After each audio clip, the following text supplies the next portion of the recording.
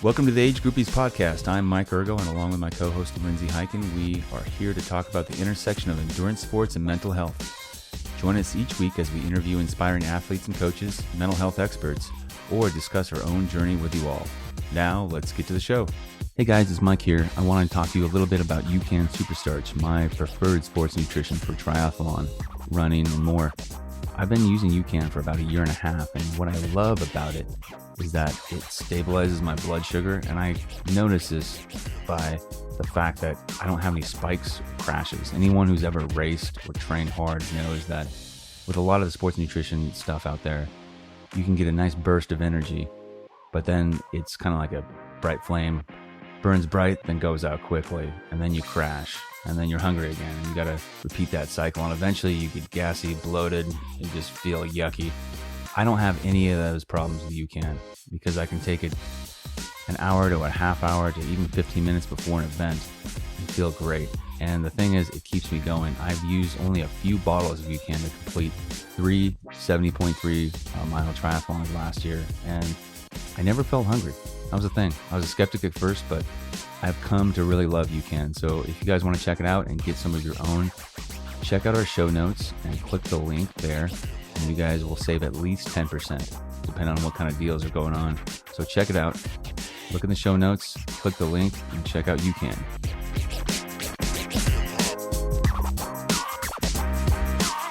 Right on. Hey everyone, welcome back to Age Groupies, and today we got a special guest, Corey Harrington. He's with us live. Well, not as you're listening to us, but we're recording. Good to have you, Corey. What's up, man? Thanks. Appreciate it, guys. Hey, so tell us where you are. So I'm currently sitting outside an LA Fitness in Kirkland, Washington. Yeah, that's where we live. We lived up here for the last 3 years, and just is that near Seattle or? It's just east of Seattle, so it's the Seattle area. Absolutely. Yeah, beautiful area. I've been up there a couple of times, visiting some friends. So yeah, you live in a nice area, especially when it's sunny out. Especially, well, it's the same as you guys in the Bay Area. I used to live down there, so when it was sunny out, it was absolutely gorgeous. So yeah, exactly. We've talked a lot on this show, and we're going to talk more about your story and and your journey with recovery and endurance sports, but we've talked previously on the show about winter weather and training in not ideal conditions. And did you have to adjust? I mean, is it rainier up there than where you were before? Because the Bay Area can be rainy, but I feel like statistically speaking, Seattle has a bad rap for being super rainy. So it does. I think there's also a little bit of a misnomer. Like the rain, you can be outside in the rain here. It is just like this nagging mistiness that just kind of encompasses us, but you can get out and do things. You're not being like, completely smothered in a downpour. So there's not that excuse. I wish there was that excuse sometimes, but there's not really that excuse. So yeah, that's good to know. Yeah, I especially know that in the early mornings where it's like, ugh, do I really have to get up? And then, yeah, something fortunately is able to push us to get out of bed. Yeah, for me, absolutely. It's this. I have this alarm that goes off at 4, and if listeners can't see, but everyone on the video can see right now that I have this wiener dog licking my face. Oh, is that the 4 a.m. wake up? He hears my alarm go off, and he knows it's time to get fed, so he just starts attacking my face with licks, and I'm like, all right, and I get up. So it works. It's effective. I have 3 dogs, as you guys know, and my older dog Duke he's like at that point, he's 15, so he's kind of like half blind, half deaf, but he's a terrier, so he's still very strong-willed, even though he can't barely do anything. And at 6, if I'm not up and doing stuff by 6, but he knows he's not supposed to wake me. Like he knows from being young. Like I don't want him to wake me up, but he so he does this thing where he goes like sighing. Yeah, kind of like he'll kind of whine, but he knows he's not supposed to whine, so he like whisper whines. He's like, oh. Which of course I hear, and I'm like, oh my God, okay, fine. So we start that right away, and I'm like, all right, I'll get up. Well, I know this podcast isn't necessarily about dogs, but we had the same thing. We had a yellow lab who was 12 years old, and she passed this summer, but she would do the same thing. She'd lay by the side of the bed, just kind of like whimper quietly to let me know she was there and needed something. Yeah.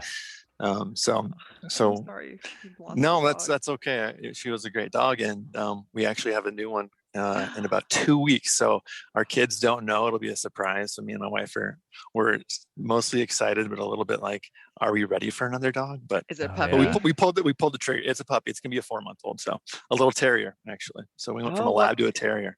what kind of Oh, terrier? nice. If you don't mind my It's called like a asking? beaver terrier. Oh, Don't know don't know a ton about them, but um, dogs are a little bit hard to come by. Obviously, there was rescues available, but in the pandemic, it seemed like dogs were being snagged up left and right. So Oh, it was really they hard to were. everywhere. find. It was really Yeah. hard to find another member of our family. So I got It's my last one from Mexico.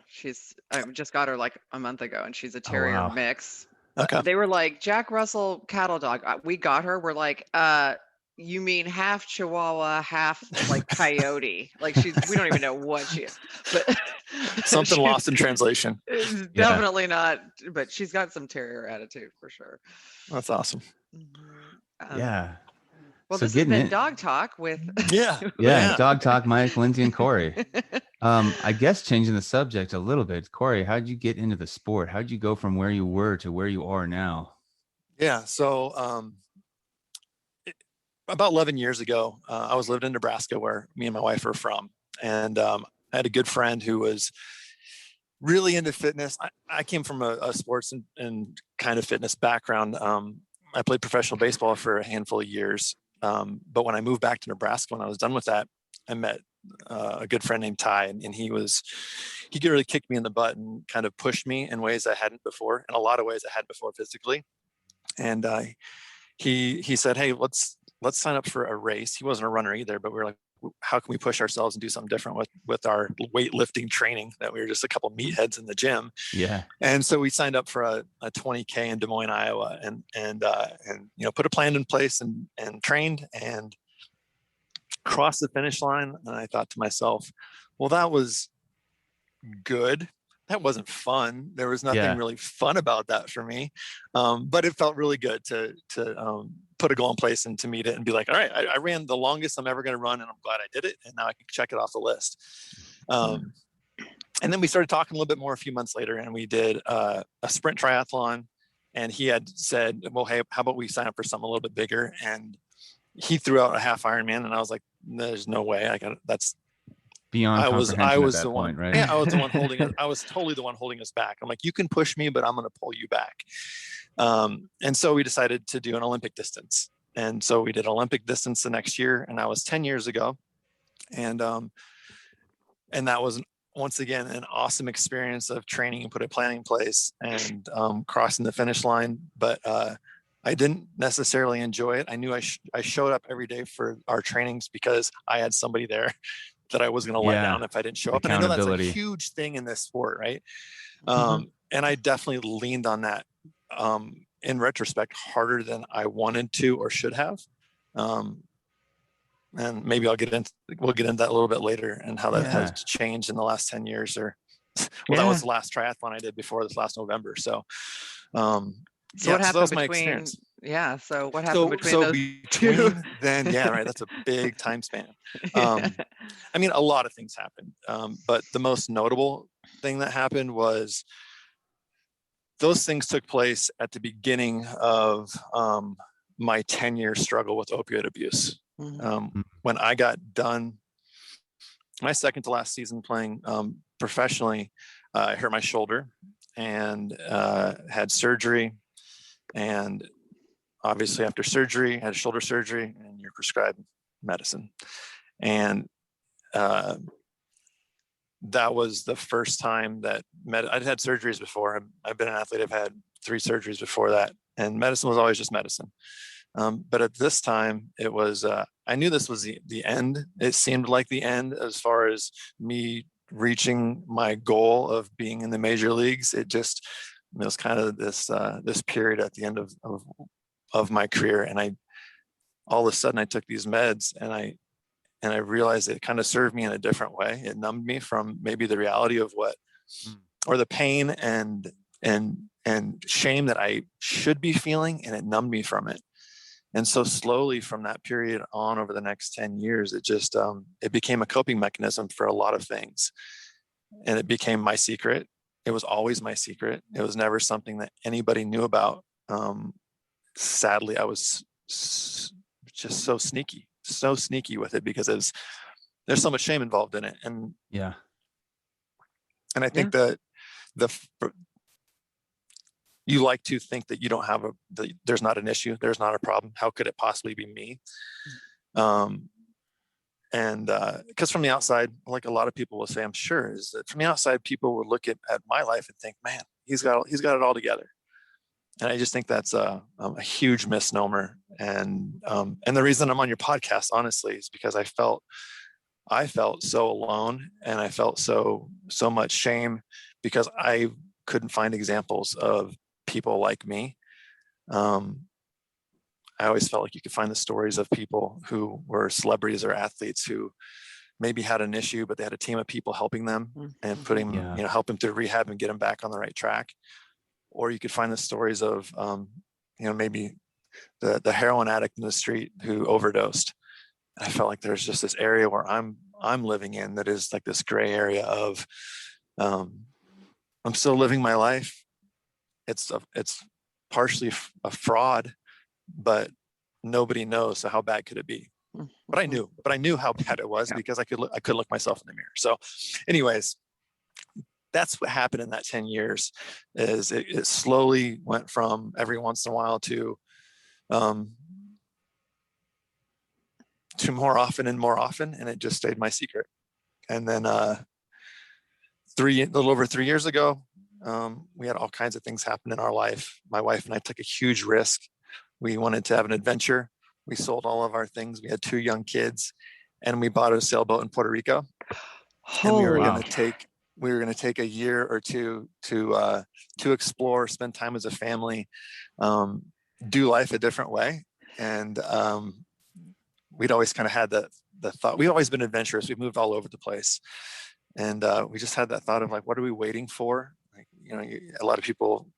You hear so many stories of people who wait till they retire to go do certain things. And we just pulled the trigger. We made a plan and we said, we're going to do this. And so anyways, we did that. But 3 months in, there was a couple Cat 5 hurricanes that came through Puerto Rico at that time, Irma and Maria. And so that really set us on a different trajectory.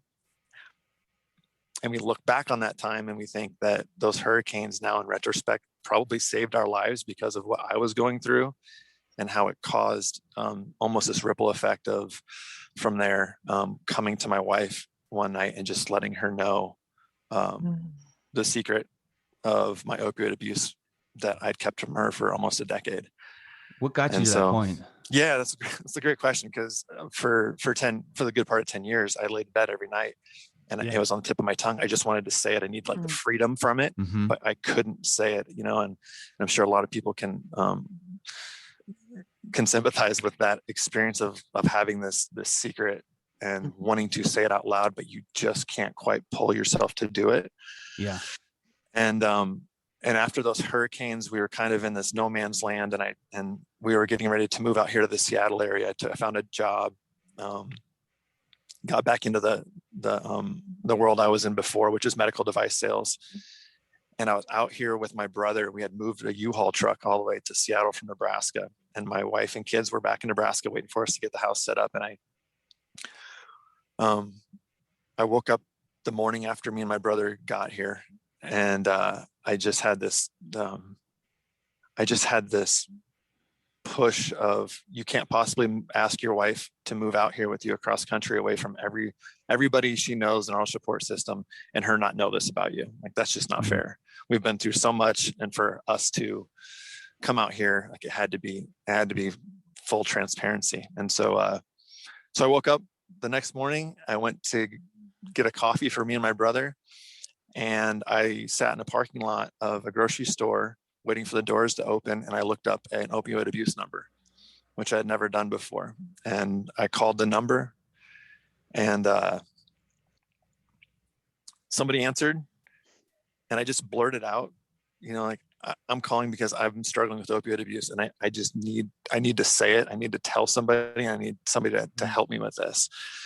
And the guy asked where I was and, you know, what my location was. And I told him, he's like, oh, we don't serve your area. Let me connect you with somebody in your area. And he transferred me to a number that was dead. And so, but I just knew, like, I was sitting in my car bawling, and, you know, it felt so good to say it out loud to somebody, some guy on the phone. But I was like, this is my moment. This is when it needs to happen. So I drove straight back to my house, woke my brother up. My younger brother is 10 years younger than me, and he's looked up to me forever. And I woke him up, and I just said, Casey, I need to talk to you. And I just kind of spilled my guts. And so that was the moment that that things changed, and that I knew that I had told somebody who cared for me, and now I needed to go tell my wife. And that was kind of the beginning of this, of like the new me, of a transformation that I couldn't do on my own for 10 years. I needed to tell somebody, and I needed some help with accountability, or to like know I was letting somebody else down besides myself. Yeah, awesome. So, Saying it out loud, for me, saying it out loud definitely takes the power out of it, and it continues to do so. My experience, you know, being sober all these years has been, anything I hold just grows and grows, you know, like if I hold a secret about my behavior or whatever, because, you know, the addiction can come out in so many different ways after you let go of the thing, you know, your thing's opioids, mine is Chardonnay, whatever, you know, Mike likes the weed, or, you know, it doesn't really matter. It's like, but holding it, it's like holding it is giving it life, right? And the second I just tell the truth, it loses so much of its hold on me.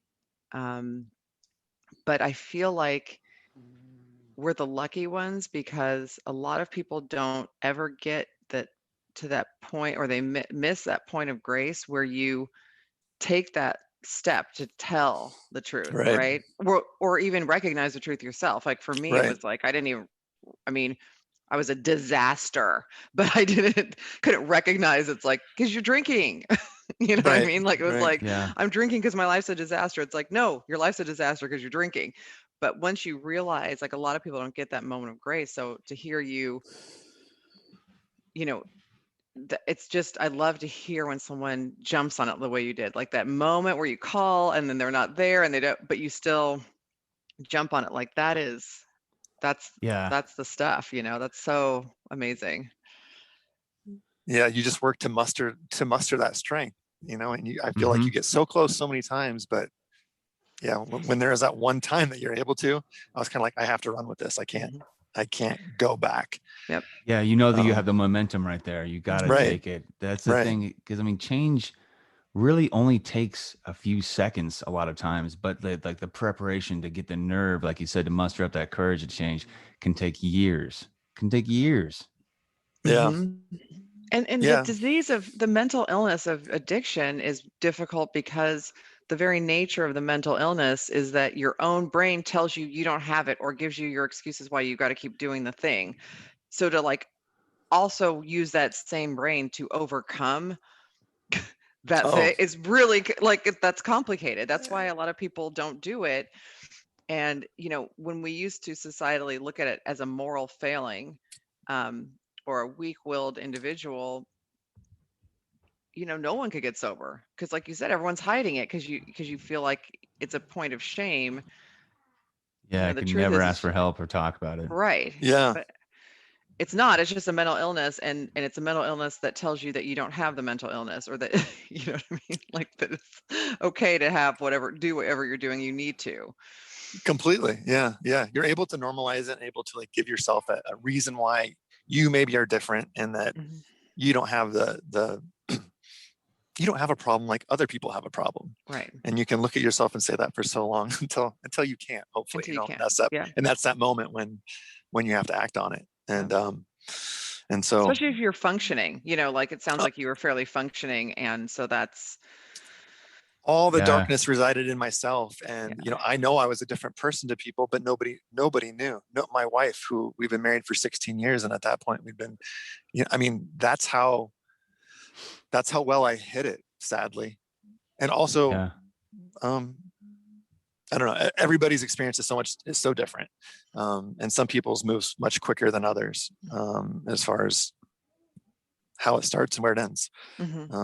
So yeah, that's in a nutshell, yeah, that's also why I'm here. Like you said, Lindsay, it's saying it out loud gives it power, or loses its power, excuse me. And I just felt like there's this huge sense of, I need to be authentic with everybody, not just my close family and friends, but there's no reason to hide it anymore, because I don't see it. I don't see it anymore as a weakness. I see it as like, holy crap, you overcame this thing that just seemed like the impossible.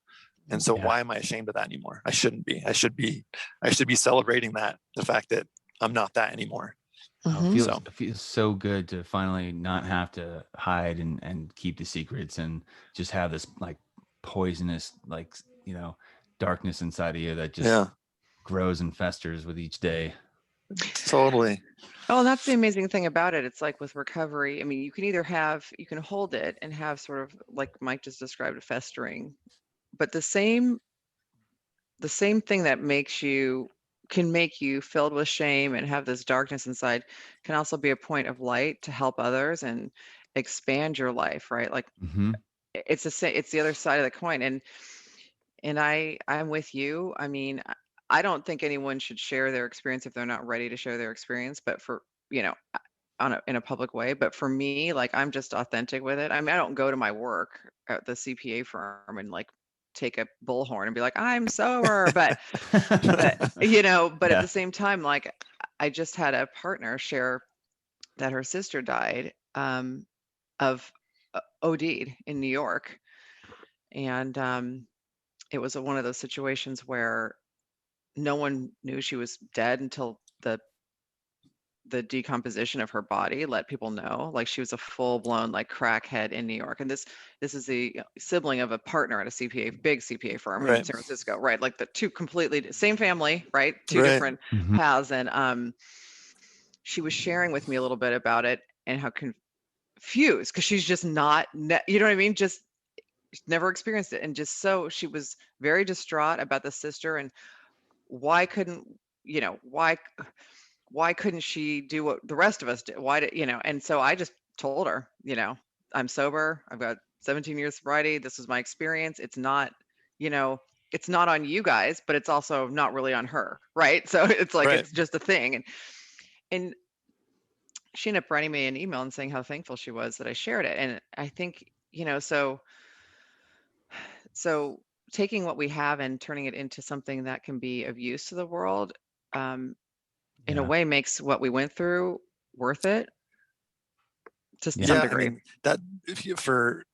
from the moment that I came to my wife and told her, till the point when I started sharing my story a little bit 4 months ago, I mean, in that time, I was, it was always on my mind, like, did I go through this just for myself? And what's the point of this whole thing that I've learned if I just keep it to myself?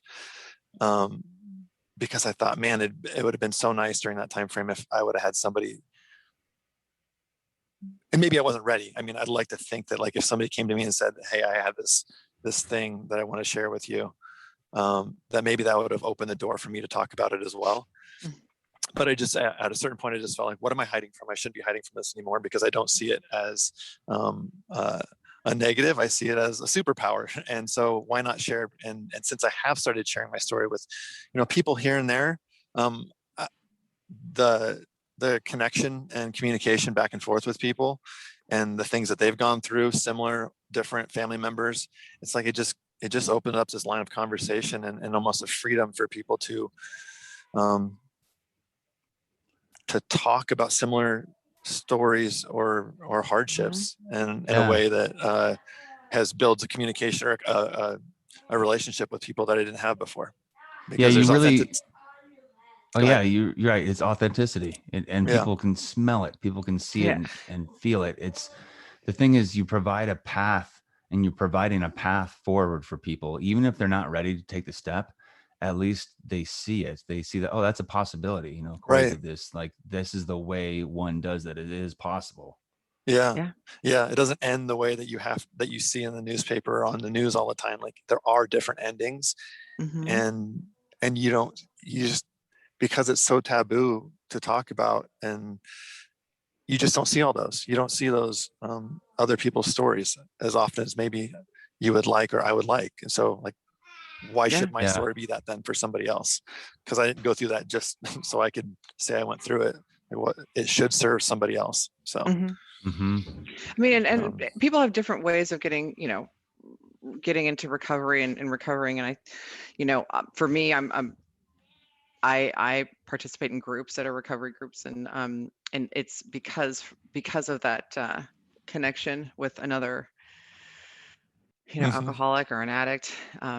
Because I feel like we speak a language that other people don't speak. And when you're isolated and you're in, even if you've overcome the use of the drug or alcohol or whatever, but you're isolated, no one's speaking your language, because that language doesn't go away just because you quit using opioids. Like, it's still there. Like our thought processes and the way we view the world and the way we attack things in terms of like just living, I think are forever informed by our past life as in addictive life. And having other people to speak with, that know what I'm talking about when I say, like, if I have one red vine, I'm going to eat the whole freaking bucket. You know what I mean? Like, because there's, I heard the podcast. Yep, I get it. Like, but other people who don't have that addictive quality, are like, that would make me feel sick. Why would I ever do that? It's like, it has nothing to do with making me feel sick. Yeah. Why didn't you just eat one? It seems so simple. It's like other people who will give up what they want most in life for what they want right that second. Those are my people. You're right. Because I understand that. It's like, we can overcome that, but I understand, those are my people. So, So to circle back to the connection between, recovery and mental health and getting into like endurance sports, it sounds like you came kind of around back to it a little bit, or so coming clean with that made me feel like the moment that I told my wife, I felt like, oh my God, if I could do that, I could do anything. And 10 years ish prior to that, I remember sitting at home on a Sunday with my wife watching the IRONMAN World Championships. And I think this is probably a lot of people's experience, is like, you just run across it on TV and you're like, if you sit there for 5 minutes, you're going to be like, holy crap, this is inspiring. And oh my God, what is my excuse?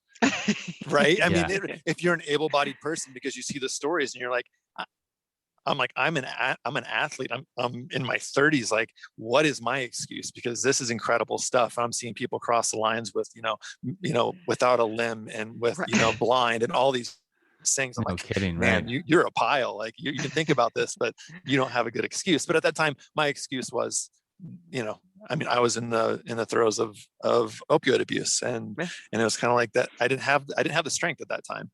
So anyways, come full circle, I tell my wife, and me and her work through a lot of things, obviously, but we start with kind of goal setting. And I think to myself, man, if I can do this, I can do anything. And I think back to that experience of watching that Ironman.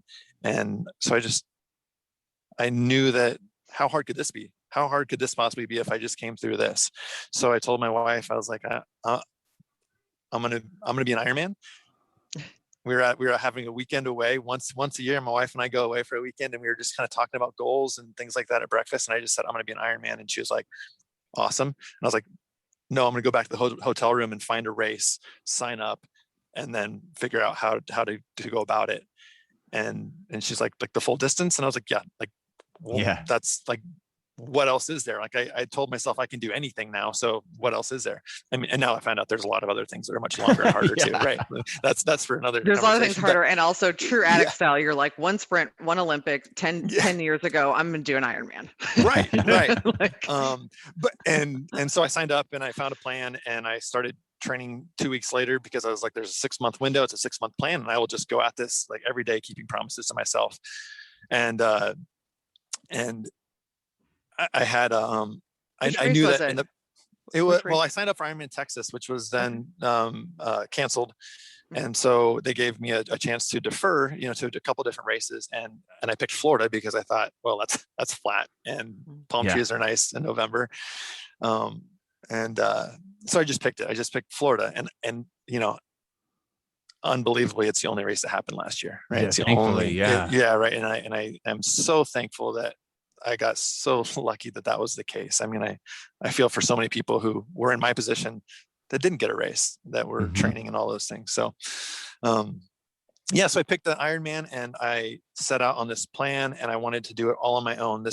I had known that in the past, like I told you, of my 2 other triathlons, I relied on my buddy to get me through. And I was like, that's not how this goes. Like, this is on you. Like, you have proven that you can do really hard things by coming clean about your opioid addiction.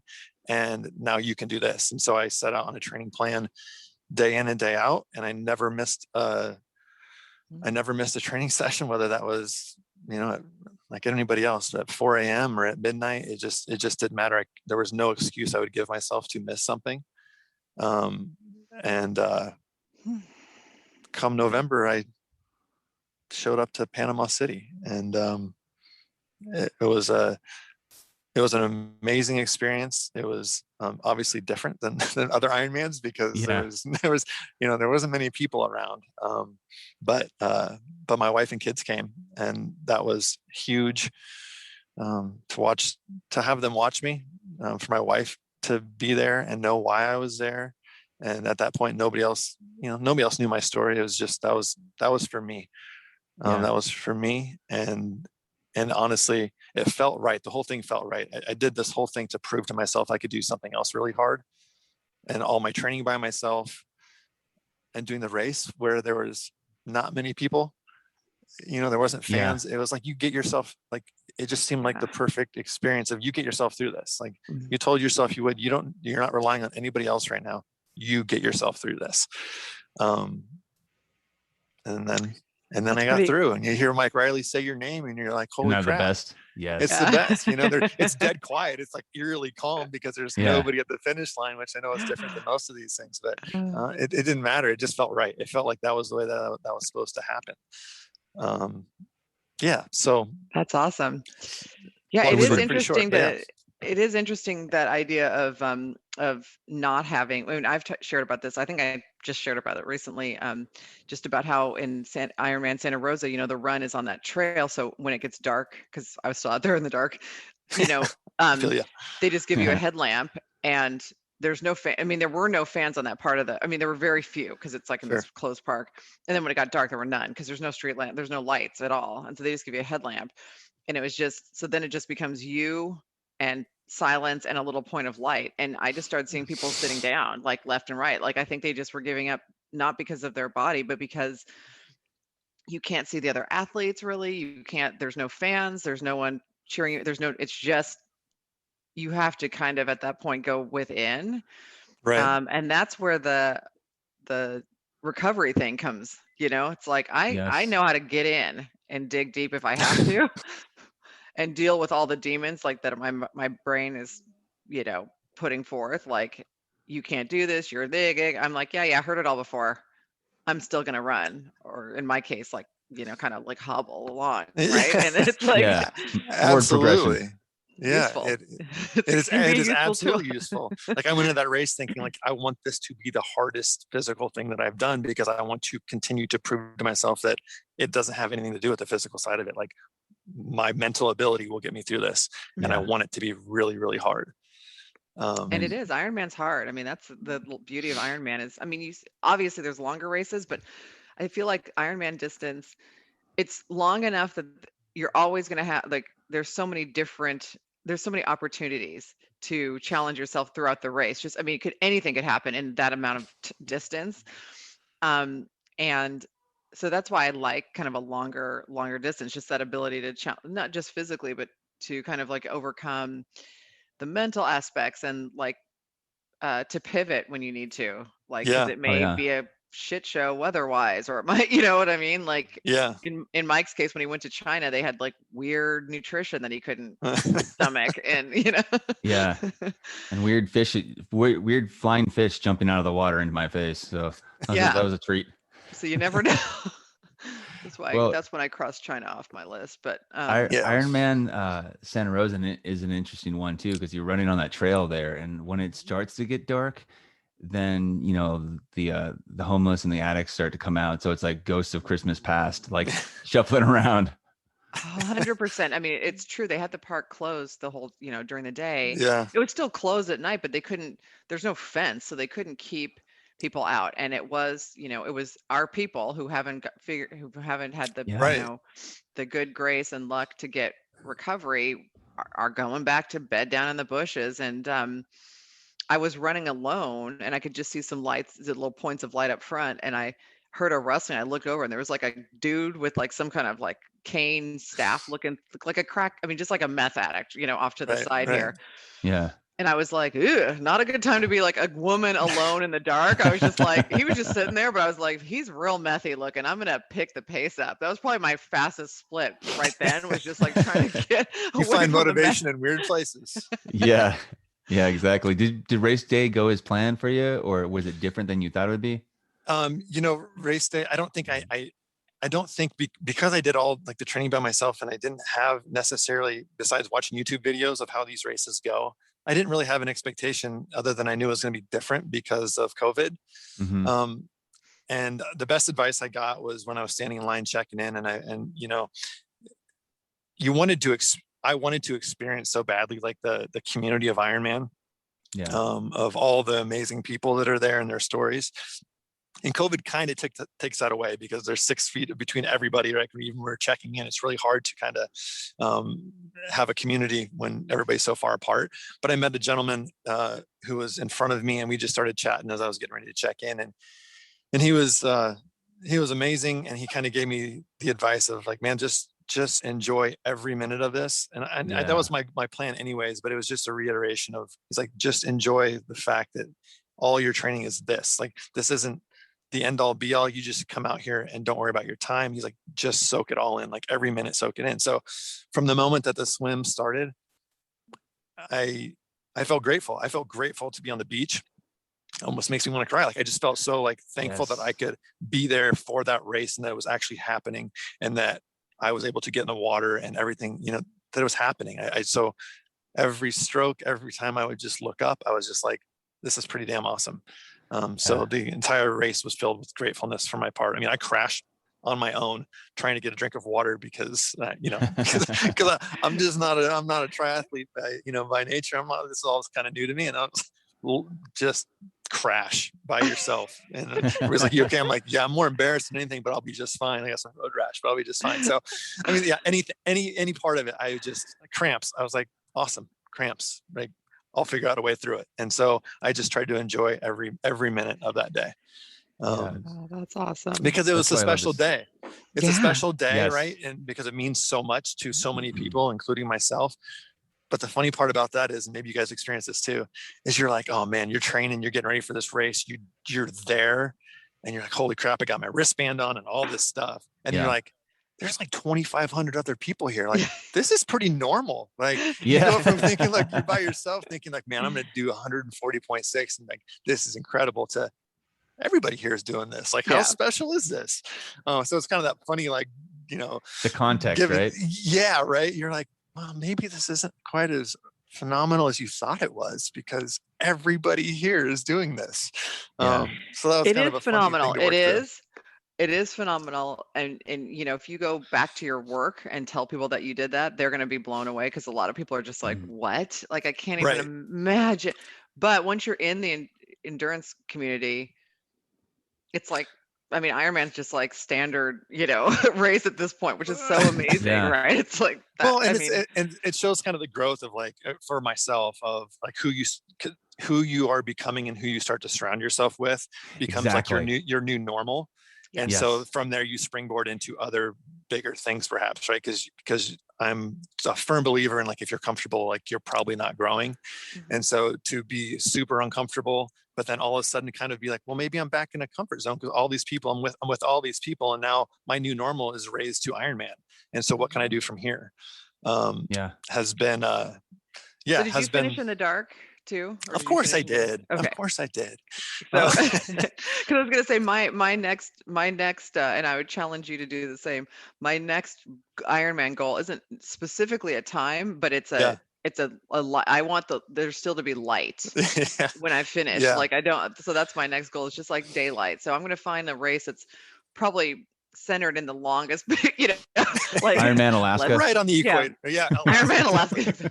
I was thinking of, because I was like, well, maybe I want to do Austria, but then I was like, Boulder is like first weekend of August, which is like a nice big Yeah. long Yeah. stretch of daylight. Well, and I think that's the tough thing is I went there wanting to just really enjoy it and not worry about the time. I was like, I just wanted to finish because it was my goal initially. I just want to finish the Ironman. I want to cross the line.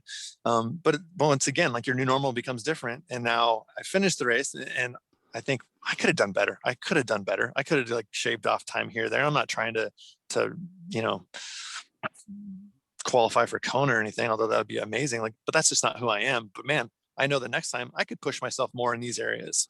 Yes. Yeah. And that's a fun thing it gives you something to look forward to. Mm-hmm. And it's a different experience, I think, pushing yourself. Because I'm like you, like I was just out there to enjoy the experience and finish in the time allotted, which was really awesome. And, and I was injured. So I was just grateful to even make it to the course, and be on the course. So I think it'll be a different experience. Yeah. Pushing yourself, like what that feels like in your body and what that produces like in your mind as you're going through it, Right. How to stay grateful with like a higher level of physical pain. Right. Will be interesting, to see how it goes. Yeah. If going back real quick to how getting into Ironman from the point of like addiction and abuse and like how that kind of in my head sat, because I know a lot of people will talk about, and I've talked to a lot of people in endurance, not a lot, that's a lie, a few people in endurance sports who have been addicts before, and they're like, well, I traded my addiction for a healthier one.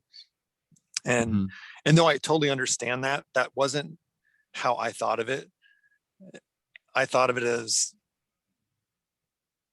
if you can do something hard, like coming clean, then you can do other hard things and keep promises to yourself. So it wasn't necessarily about I'm trading this addiction in something that takes so much of my time and thought, and turning it into running 10 hours a day. It was more of like the mental state of just doing hard things and keeping promises.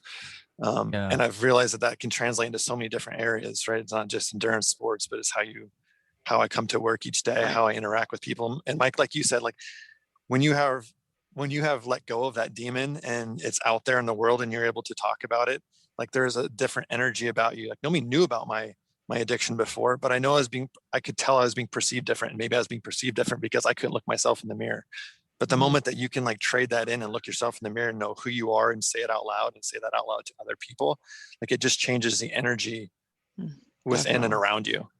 And I feel like people interact with you differently as well, because there is something that's not tangible necessarily, but you just know, you can feel a different depth of interaction. Yeah, when people look into my eyes now, I don't feel like I need to hide anything. I can look right back at them. Yeah. Isn't there such a freedom in that? It's amazing. Can't put a price on it. It's absolutely amazing. And Mike and I've talked about this too, I think. Like we've kind of jokingly been like, oh yeah, I'll swap. I mean, and I know I want to, be truthful with myself that I can swap out anything and go at it addictively, because I have that within my personality to do.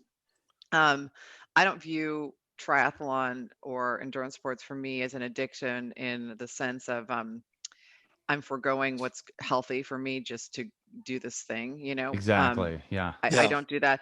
I do feel like my sense of like fun, adventure, like sort of that like feelings of like elation, and I get those from like participating in endurance sports, which is a much healthier version of what I was doing through Chardonnay. But Mike and I've talked about, you can see the people on the course who are using their endurance sports to fight their demons. And while I feel like living this like endurance lifestyle is a really healthy component of supporting good mental health and recovery, it's not gonna cure you though. You know what I mean? Like you said, like that's not gonna be the thing. Like and my partner is also sober, and before he got sober. He's been sober like maybe 20 years or so. And before, he had a little stint of sobriety and then relapsed and then got sober. But during the stint of sobriety where he ended up not staying sober, all he did was triathlon. This is like the late 80s when it was just like crazy. And he was like 19, years old or whatever. And it was just, triathlon was just like a few crazy people, basically, you know what I mean? Just Yeah. out there doing like it's, Yeah. and he, um, but he was using it like if I'm training and doing, then I won't do the Right. other stuff, right? And that only sustained him, until it didn't. Until one morning he woke up, was like, yeah, I'm gonna go meet my friends and I'm gonna drink and do drugs and I mean, it just Right. Or you hurt your knee and you can't do that thing anymore for a while. Yes. And then and then what? you're Right. done, Like right? that's, Yeah. yeah. I mean, And so now he races road bikes and he's super into, cycling and has been for years. But that came about in sobriety. It's like, this is what I do as part of my healthy way of approaching life to stay, yeah. keep myself mentally and Yeah. emotionally, stable, as opposed to the opposite. So I mean, and such a huge part of my recovery, and something that now I'm such a such a believer in, is obviously is therapy, right? And therapy is another one of those things that is seen, it's taboo. Nobody wants to talk about, like, you need help to work with or deal with things, and it's like, oh, what a misnomer that is, right? Like, everybody should have somebody that they can just talk to and say the things out loud that maybe they don't have the ability to in their daily life, and to dig into things and understand things, because I didn't become an opioid addict just because, like, there's underlying reasons and issues that you don't work through. And if you don't work through, then am I gonna relapse, or have I even understood why I was doing the things I was doing? And I just feel so strongly, especially as being a former athlete, who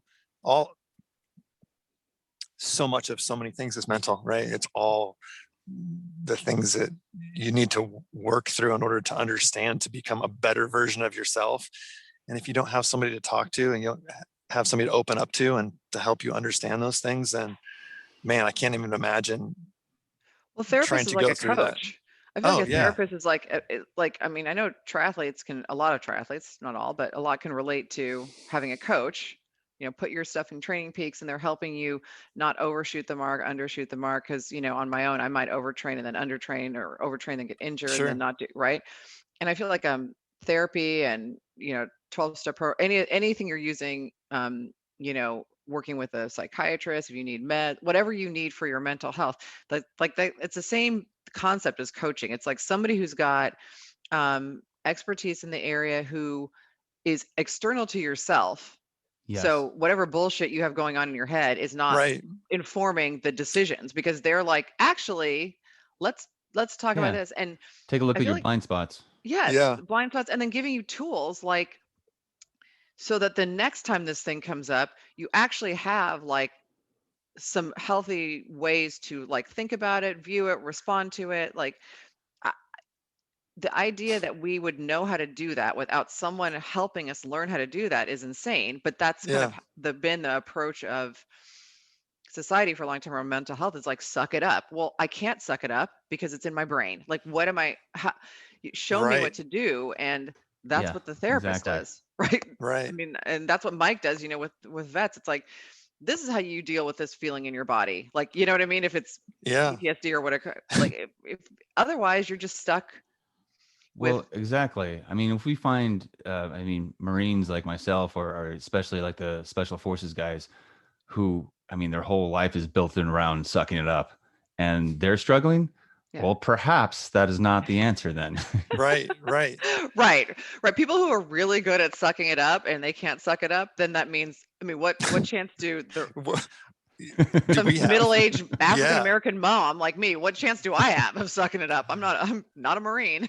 I mean, I'm biased because being a therapist, I like it, the idea of it. But you're right. I mean, having the ability to talk to someone where there's not necessarily another relationship going on. Like, I mean, I can talk to people in my family, but I live with them each day. And so there's certain things that, could cause, I don't know, ruptures, or just would be perceived not the right way, or I think having someone where there's there's no fear of any kind of reprisal, where you can just say anything and really think it out. If you don't have a fully formed thought with a therapist, it's such a benefit. And then Yeah, keeping it confident too is really important to me. Yeah. Like to say my stuff, knowing it's not going to get out there in the world. yeah. Because it's Also. messy when you're saying it, right? When you don't have it all like organized and formulated, it's messy. You don't know exactly what you're thinking or feeling, but you know you need to say it. And Yeah. Mike, to your point, if you say it to your wife or something, like it might not make a lot of sense, and it might seem like something that it's not. But you're just like, I just need to say these things and maybe help me put this puzzle together and Yeah. understand it. And that's the value that I found in being able to have somebody to talk to and work through those things and know that like I should be feeling these things. Like you're supposed to feel these emotions. Like these things are how you know you're alive. Like, and you're supposed Good to work point. through them. You're not supposed to numb them. Like you should feel them. Yeah. And Corey, you're sad because this happened. Yeah, like you should be. Like that's how it works. That's how it works. Yeah. Where are these? I don't like these feelings. Make them yeah. go away. When I very first got sober, I had this, my very first sponsor was this woman named Helen, and she was from Ireland. So she had a really thick Irish accent. She was amazing. And she would talk shit to me, but it was in an Irish accent, which was cute. So it didn't bother me. She'd be like, "You're full of shit," but she'd say it like all Irishy. And I'm like, "Oh, you're probably right," you know, but I would call her and be like, and she'd go, "Those are feelings." Because like, I just couldn't even express what was happening. And I didn't know what is that? She's like, "It's a feeling. You're not going to die from a feeling." And I'm like, okay. Yeah. Yeah. It's scary though, newly sober, or like Yeah. in between, like if you're using still, little brief periods of sobriety. It's terrifying. It's Yeah. terrifying and it's isolating. And can I share one last thing with you guys real quick? Yeah. Because this was important.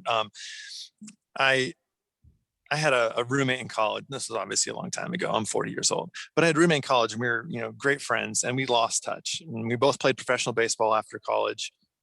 And about 8-9 years ago, we just lost touch. We just stopped calling each other. And I know personally now, from looking back, like I had shut down so many of my personal relationships based on the fact that I felt like I was a fraud, and it was a facade of who I was to interact with people, and especially old friends. I'm like, what am I going to call them and say?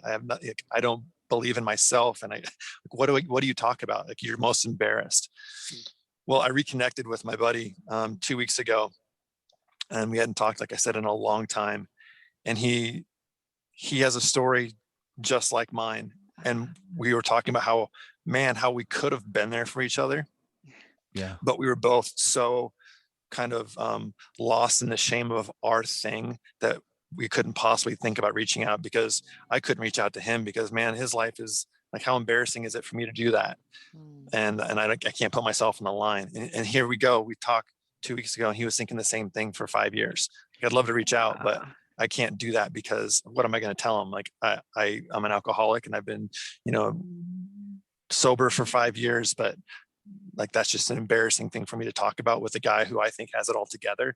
So it was just like this, holy crap, man. Like, it was just another reminder for myself, like, just speak it out loud, because close friends and family, like, who knows who needs to talk to somebody? God knows I did. Yeah.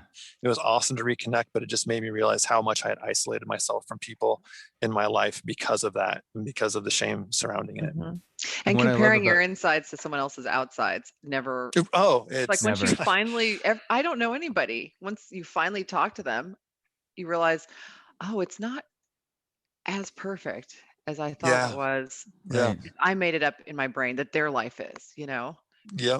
You had the courage to speak first. Someone's always got to go first. Yeah. So that's what I love about your story, is like, you're like, I'm going to lead the way. I'm going to go first. I'm going to share what's going on with me and tell people about it who need to hear about it. So and because it provides a path, it provides a place where people can either take action or at least speak about it. Say, oh, wow, this is what I'm going through.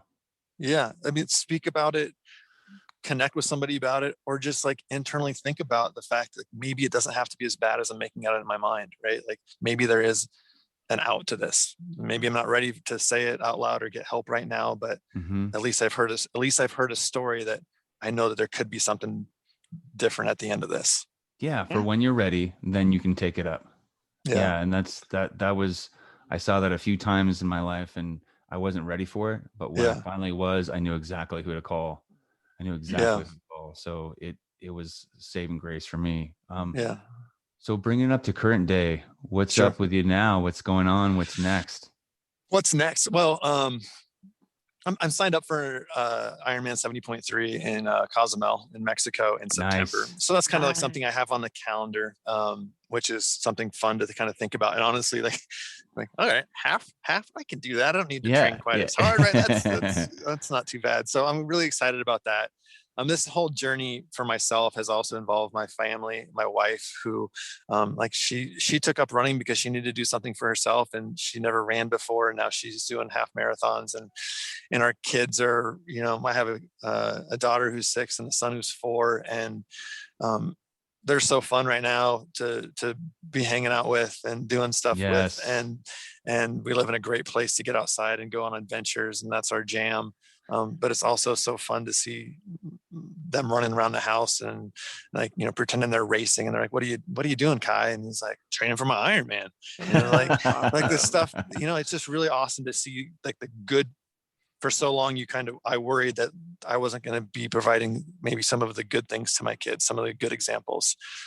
And to see him running around saying, I'm going to do my Ironman, it's like, you just need, he's exposed to things like, exposing your kids to things that make them, know what's possible is an awesome feeling. And so I'm really proud of myself and my wife for what we are doing and how we're changing our lives and our relationship and our kids and all those things. So, yeah, awesome.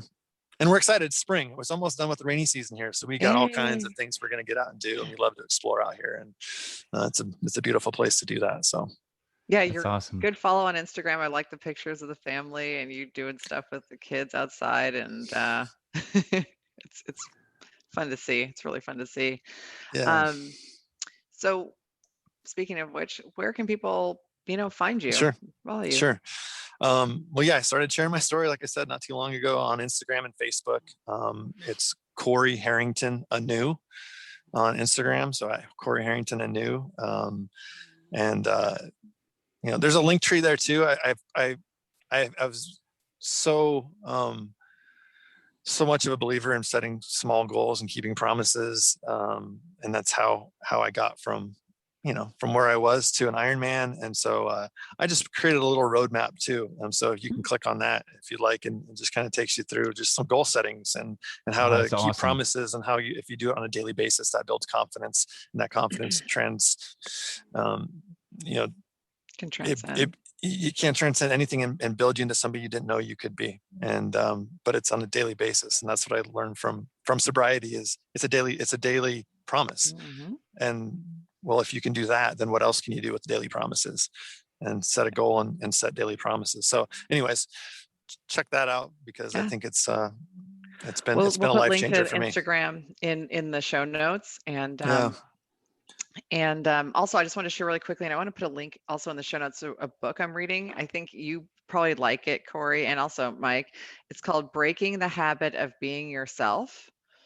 And I mean, some of it's about like quantum physics and stuff, which you may or may not get into, but a lot of it is talking about the connectivity between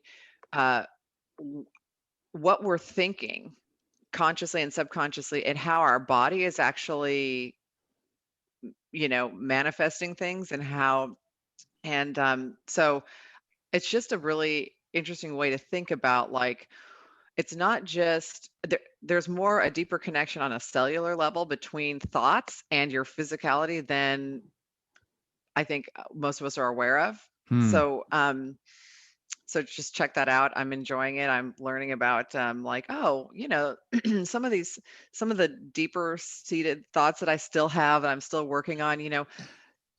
Some of the outcomes I have in my life are based on these deeper thoughts that I have, like, that I need to continue to work on, because they aren't really serving me in some ways, and it's like, Sure. but I'm manifesting this because there's this sort of cellular connection between what I'm thinking and what's actually like I'm putting out in the world, even though I can't like necessarily consciously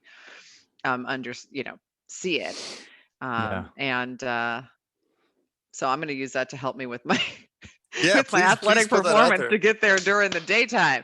Man, I'm always looking for anything that's helpful and deep thinking and changing how you think about and do things. So yeah, absolutely. Yeah. Well, Corey, All thank right. you, man. Thank you for sharing your story and just having the courage to be open, honest, authentic, and be the trailblazer, lead the way for people. So it's exciting. It's exciting to hear, and that's why I love this sport, and that's why I love connecting with people like you. So thank you for just being 100% you, and we'll have to catch up soon and see what's next around the corner after Cosmo. Yeah, absolutely, guys. Thank you so much for giving me a chance to share, and I really appreciate it. Right Thanks. on. All right, age groupies. We will see you next week. Bye.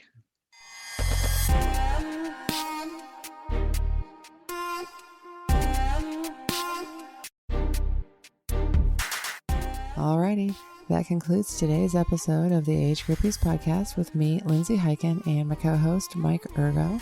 We really hope you enjoyed it. You can follow the show on Instagram at Age Groupies, join our Age Groupies page on Facebook, and look us up by name, Lindsay Hyken and Mike Ergo on Strava. If you have questions, comments, or topic ideas, feel free to email us at agegroupies@gmail.com. If you enjoy the show, please leave a rating and review on iTunes or wherever you get your podcasts, as this really helps us get more exposure while we try to grow this little venture. And of course, if you have friends you think might like the show, please be sure to share it with them.